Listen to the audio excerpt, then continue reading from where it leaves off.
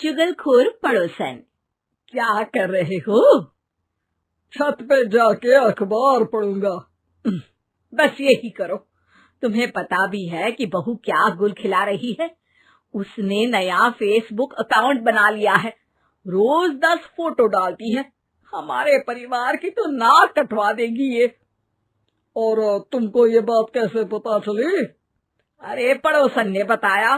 उसकी बहू भी फेसबुक पर है ना, तो उसको पता चल गया।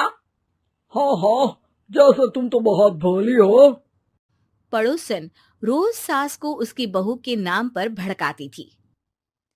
आज तो आपकी बहू कह रही थी मुझसे आके कि आप दिन भर खाती रहती है, खा खा के घटोत्कच हो गई है।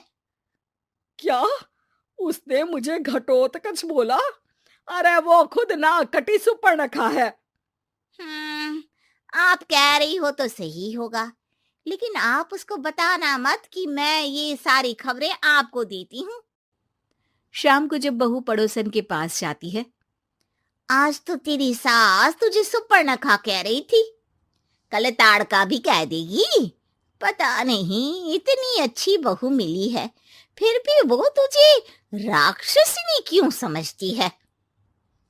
आप कितनी अच्छी हैं। आप मेरी सास की हर बात मुझे बता देती हो, वरना मुझे पता ही नहीं चलता कि वो मेरी पीठ के पीछे इतनी बुरी बात करती है। चालाक पड़ोसन रोज ही दोनों सास बहू के सामने उन दोनों की ही बुराई करती और चुगली करके बातें बता देती, ताकि दोनों में हमेशा लड़ाई होती रहे। आपने तो बस छत पे बैठ के अखबार पढ़ना है और चाय के घूंट पीना है। बहू की वजह से मुझे तो जहर के घूंट पीने पड़ रहे हैं। कल वो मुझे मोटी घटोत्कच बोल रही थी। तो तुम भी तो उसको नाक कटी सुपर्णखा बोल देती ना। हाँ हाँ, वही बोल दिया मैंने उसे। आप मुझे कितना समझते हो। बहुत अच्छे से।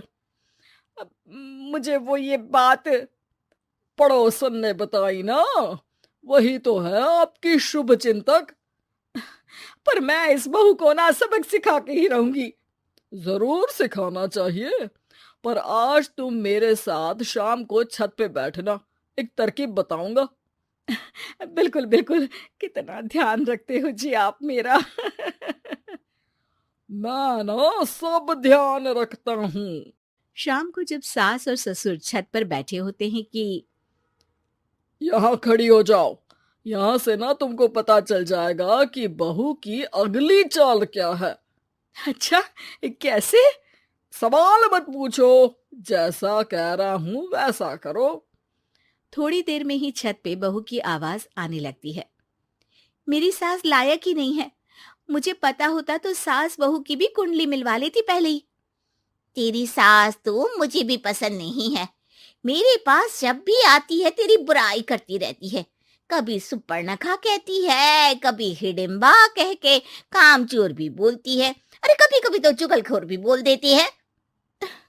काश आप जैसी होती मेरी सास। ऊपर छत पे पड़ोसन और बहू की आवाज सुन के सास के होश उड़ जाते हैं। समझी? जी समझी। सुबह तुम्हारे सामने ये बहू की बुराई करती है और शाम को बहू के सामने तुम्हारी। मतलब आप सिर्फ अखबार नहीं पढ़ते, सारी खबरें भी रखते हैं। अब तो इस पड़ोसन को भी सबक सिखाना पड़ेगा। शाम को सास बहू को जाके पड़ोसन की साजिश के बारे में बता देती है। हाँ, मुझे माफ कर दो माँ जी। तुम भी अपनी माँ जी को माफ कर दो, इन्होंने भी तो तुमको बहुत कुछ कहा है। अरे बस बस, अब ये सोचो कि पड़ोसन को सीधे कैसे करना है। अगले दिन सुबह पड़ोसन सास का इंतजार कर रही होती है, लेकिन वो देखती है कि वहां सास और बहू एक साथ आ जाते हैं। अरे अरे, आज दोनों एक साथ। हाँ, सोचा कि बहू की पीठ पीछे बुराई करने से क्या फायदा, मुंह पे ही बोलती हूँ मैं। हाँ, मैंने भी सोचा आपको 2 बार मेहनत करनी पड़ती है, एक ही बार में काम खत्म कर लोगी। हैं? वो मैं आप लोगों को कैसे पता चला? क्योंकि ऊपर वाला सब देख रहा है। पड़ोसन ऊपर देखती है, वहां ससुर खड़े होकर हंस रहे होते हैं। मतलब आप हमारी बातें सुन लेते थे? हाँ, सुन लेता था और मजे भी लेता था। आपको तो शकुनी होना चाहिए। क्या चाल खेली है आपने, एकदम सास बहू के सीरियल जैसी। तो बताओ पड़ोसन जी, मेरी बहू ने आपसे अब मेरे बारे में क्या बोला?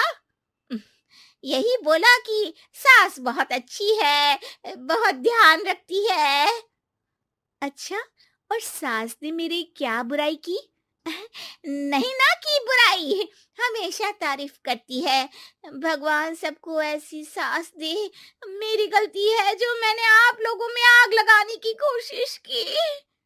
पर छत पे लगा हुआ सीसीटीवी यानी कि शर्मा जी सब देख रहे थे। हाँ जी, मुझे माफ कर दीजिए। माफ क्या, आपको तो अब हम साफ ही कर देंगे अपने वालों की लिस्ट से। आज से आपकी और हमारी बात बंद, लेकिन बुराई जारी रहेगी। अब आपकी हरकत के बारे में पूरे मोहल्ले को बताना तो पड़ेगा ना आंटी जी। चालाक बीवी। श्याम और राधा रायगढ़ गांव में रहते हैं। वैसे तो उनके अपने घर में ही 2 वक्त का खाना पूरा नहीं पड़ता, लेकिन फिर भी श्याम हर रोज किसी न किसी नए मेहमान को दोपहर के खाने पर घर ले आता है। एक दिन राधा कहती है, ये क्या है जी, जब आपको पता है कि हमारे पास अपना पेट भरने तक का खाना पूरा नहीं होता, फिर क्यों रोज किसी न किसी नए मेहमान को घर लेकर आ जाते हो? ऐसे तो जिंदगी जीना मुश्किल हो जाएगा। मेहमानों को खिलाना पुण्य का काम होता है, इससे भगवान खुश होते हैं। तुम क्यों उसके बीच में आकर पाप की भागीदारी बन रही हो? दोबारा मेरे सामने ऐसी बात मत करना, समझी?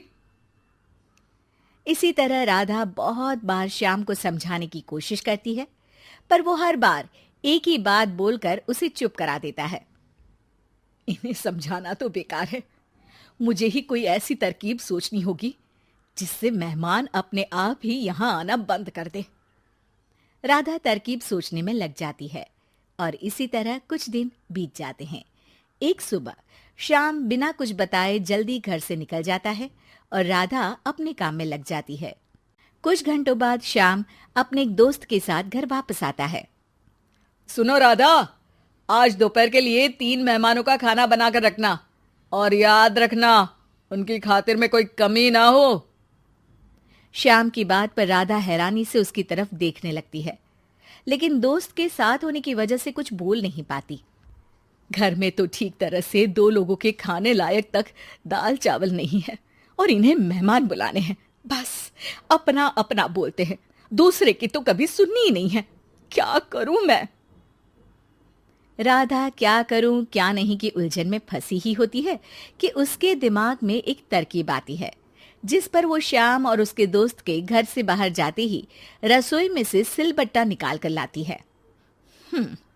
अब मुझे मेरे ये साथी ही इस मुश्किल से बाहर निकालेंगे।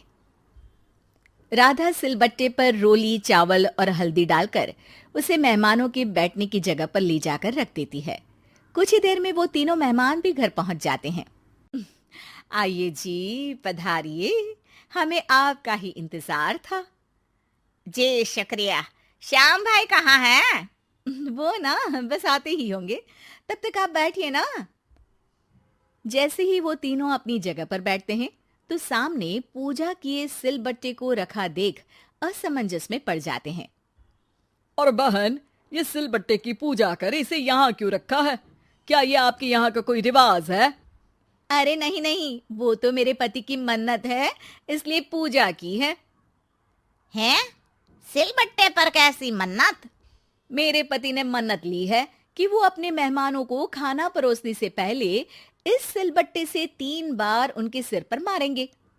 राधा की ये बात सुन तीनों मेहमानों के चेहरों की हवाइयां उड़ जाती है, जिसे देख राधा मन ही मन हंसती हुई उन्हें दिलासा देते हुए कहती है, अरे आप लोग फिक्र मत कीजिए, ज्यादा तेज नहीं मारेंगे, बस 3 बार जरा सी थपकी। और ये सुनते ही तीनों मेहमान डर से कांपते हुए तुरंत अपनी जगह से उठ खड़े होते हैं। अरे अरे, आप सब उठ क्यों गए? मेरे पति बस आते ही होंगे, फिर सब साथ में खाना खाइएगा। अरे जी नहीं, हमें कुछ नहीं खाना। ये कहकर तीनों मेहमान बिना एक पल की और देरी किए घर से बाहर भाग जाते हैं। जिन्हें जाते हुए घर के अंदर आता श्याम देख लेता है। अरे वाह राधा, उन तीनों मेहमानों ने तो बड़ी जल्दी खाना खा लिया। नहीं ना, बिना खाए ही चले गए। अरे वो क्यों? क्योंकि वो खाने से पहले मुझसे ये सिलबट्टा मांग रहे थे, तो मैंने बोल दिया कि मेरी माँ ने दिया है, मैं नहीं दे सकती। बस फिर वैसे ही चले गए। राधा की बात सुन श्याम गुस्से से लाल होकर उस पर चिल्लाने लगता है। तुम पागल हो क्या? मेहमान को नाराज कर दिया। मेहमान जो मांगे उन्हें वो देना हमारा फर्ज है। इतनी सी बात तुम्हें कब समझ में आएगी? मैं अभी उन्हें ये सिलबट्टा देकर वापस घर में ले आता हूं। तुम खाना तैयार रखना। अब श्याम सिलबट्टा उठाए घर से बाहर निकल जाता है और मेहमानों को ढूंढना शुरू कर देता है, जो उसे पास में ही एक पेड़ के नीचे बैठे दिखते हैं। श्याम उनके पास पहुंचने ही वाला होता है कि वो उसे सिलबट्टे के साथ आता देख दोबारा भागना शुरू कर देते हैं, जिस पर श्याम भी उनके पीछे भागने लगता है। अरे रुको, मैं आप लोगों को ये देना चाहता हूं। अरे आप लोग रुको तो सही। अरे भाई, ये तो हाथ धोकर पीछे पड़ गया है। अरे जुबान कम और पैर तेज चलाओ। वो तीनों पिटाई के डर से और ज्यादा तेज भागने लगते हैं। इसी तरह तीनों मेहमान आगे आगे और श्याम सिलबट्टे के साथ उनके पीछे पीछे पूरे गांव में घूमते हैं, जिससे धीरे धीरे गांव में ये खबर फैल जाती है कि श्याम दयालु और उदार इंसान तो है, लेकिन अब से वो किसी की भी मेहमान नवाजी से पहले सिलबट्टे से 3 बार उसके सिर पर मारेगा, जिसके प्रभाव से अब लोग उसके घर खाने पर आना बंद कर देते हैं। मैं तो उन्हें सिलबट्टा देने जा रहा था और लोगों को लगा कि मैं मार रहा हूं। कितना बड़ा बेवकूफ हूं। अब मेरी ही वजह से कोई यहां खाने पर आने के लिए तैयार नहीं है। इस तरह राधा अपनी होशियारी और सिलबट्टे की मदद से श्याम के मेहमानों वाली आदत से छुटकारा भी पा लेती है और घर की शांति भी भंग नहीं होती। जरूरी नहीं कि हर जंग हथियार से ही लड़ी जाए। कुछ के लिए सिर्फ दिमागी चाल ही काफी होती है, और अगर शांति के साथ अच्छे से दिमाग लगाकर सोचा जाए तो मुश्किल से मुश्किल समस्या का समाधान मिल ही जाता है।